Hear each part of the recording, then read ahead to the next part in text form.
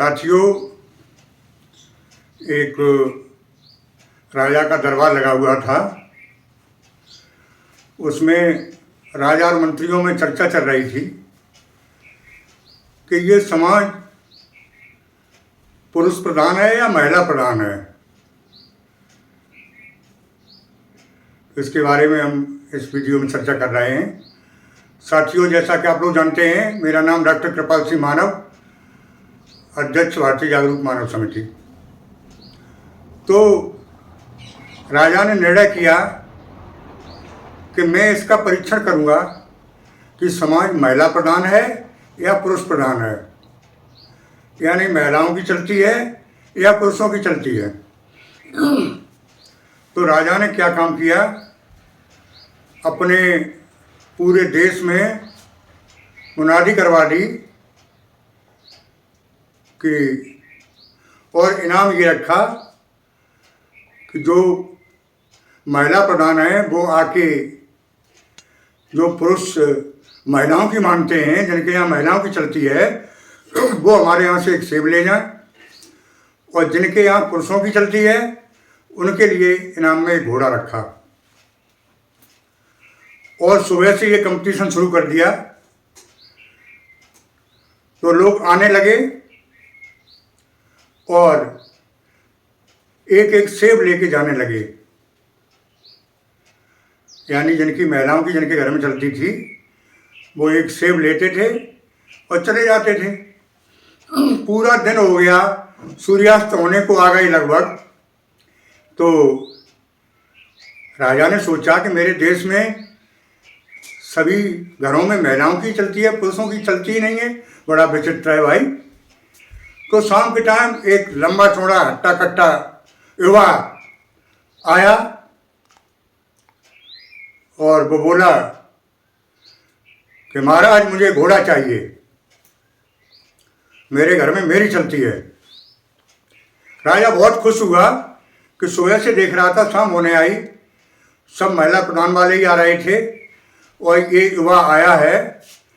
तो खुशी खुशी उन्होंने एक काला घोड़ा बढ़िया सा छांट के उस युवा को दे दिया। वो युवा अपने घर ले गया बड़ी खुशी से, और घर जाके देखा तो उसकी पत्नी ने कहा, अरे ये तो तुम काला घोड़ा लाए हो, काला घोड़ा तो काला रंग अशुभ होता है, सफ़ेद घोड़ा लाना चाहिए, सफ़ेद घोड़ा लाइए। तो वो युवा लौट के फिर पहुंचता है राजा के यहाँ और राजा से कहता है कि राजा साहब, मुझे सफ़ेद घोड़ा दे दो, ये काला घोड़ा मेरी पत्नी ने मना कर दिया है कि काला रंग अशुभ होता है, सफ़ेद घोड़ा लाइए। राजा बोला, चल चल बांध और एक सेब ले जा, तेरे यहाँ भी पत्नी की चलती है। उसने बांध दिया घोड़ा और एक सेब लेके वो भी चला गया, क्यों जहाँ पत्नी प्रधान थे वहाँ उनके लिए सेब का इनाम था। पूरे दिन में शाम तक कोई भी ऐसा नहीं आया जो जिसके घर में पुरुष की चलती हो और वो घोड़ा का इनाम प्राप्त कर सके। आखिर में पूरा दिन खत्म हो गया।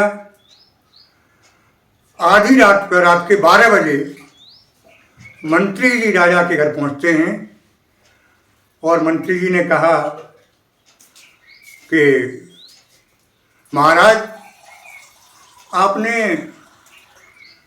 ऐसा इनाम क्यों रखा, इनाम थोड़ा अच्छा रखते, आपने हल्का इनाम रखा।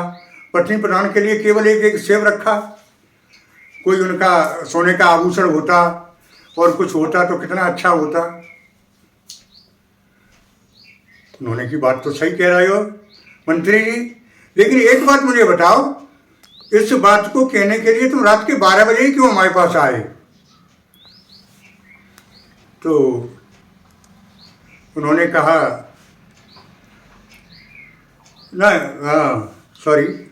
उन्होंने कहा, राजा ने जवाब दिया कि भाई, ये इनाम रानी साहिबा ने रखा था, घोड़ा और सेब का जो इनाम रखा गया है वो हमारी रानी साहिबा ने रखा था।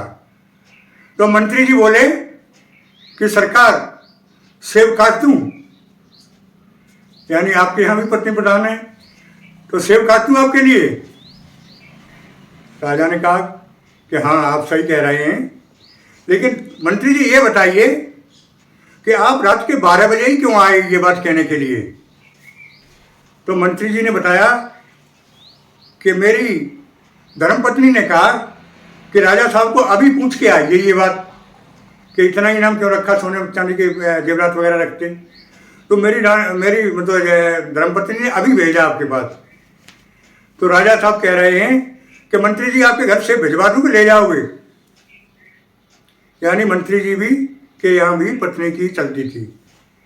तो मेरे कहने का मतलब ये है कि आज का समाज पत्नी प्रधान है, न कि पुरुष प्रधान। साथियों, आजकल के समाज में समस्याएं तो हर जगह रहती हैं।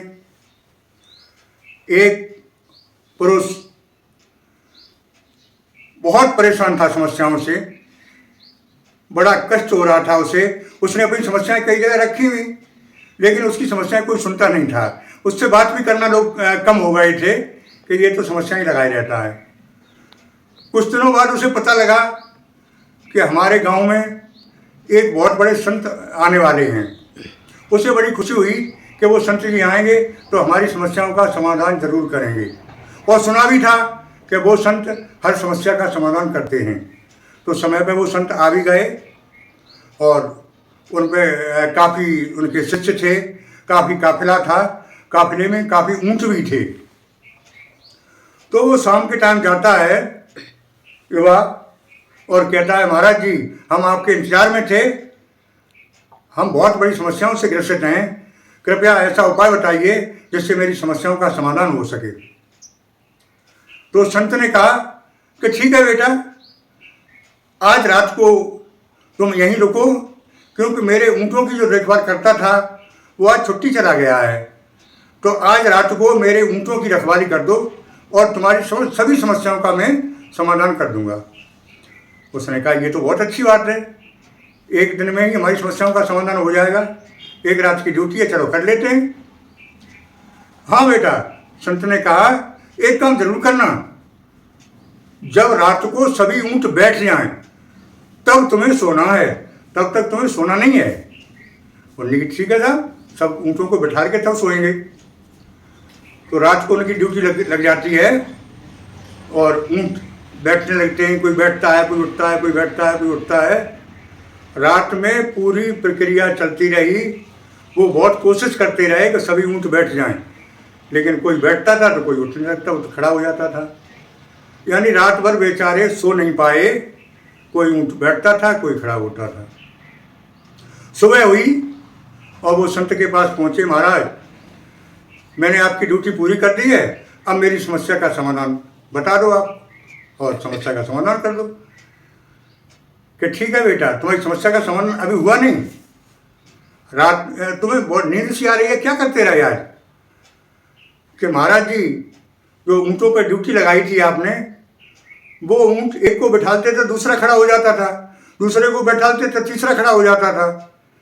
मतलब सभी ऊँट बैठ नहीं रहे थे, किसी को बैठालते थे तो कोई खड़ा हो जाता था। संत जी बोले कि बेटा, ये ही दुनिया है, ये ही समस्याएं हैं, समस्याओं का कभी अंत नहीं होता है। संसार में आके एक समस्या खत्म करते हैं हम तो दूसरी समस्या ऊँटों की तरह खड़ी हो जाती है। यही समस्याएं हैं, यही समस्याओं का अंत है। इससे तुम समझ लो कि समस्याओं का अंत कभी नहीं होता है। ऊँटों की तरह एक को बिठाओगे, एक समस्या खत्म करोगे, दूसरी खड़ी हो जाएगी। यही संसार है, यही संसार की समस्याएं हैं। इन्हीं समस्याओं में हम लोग लगे रहते हैं और इन्हीं समस्याओं में लगे लगे पूरा जीवन अपना यापन कर देते हैं। समस्याओं की हमें चिंता नहीं करनी चाहिए, समस्याओं का समाधान करना चाहिए, इनसे परेशान नहीं होनी चाहिए। धन्यवाद, फिर मिलते हैं अगले वीडियो में आपको।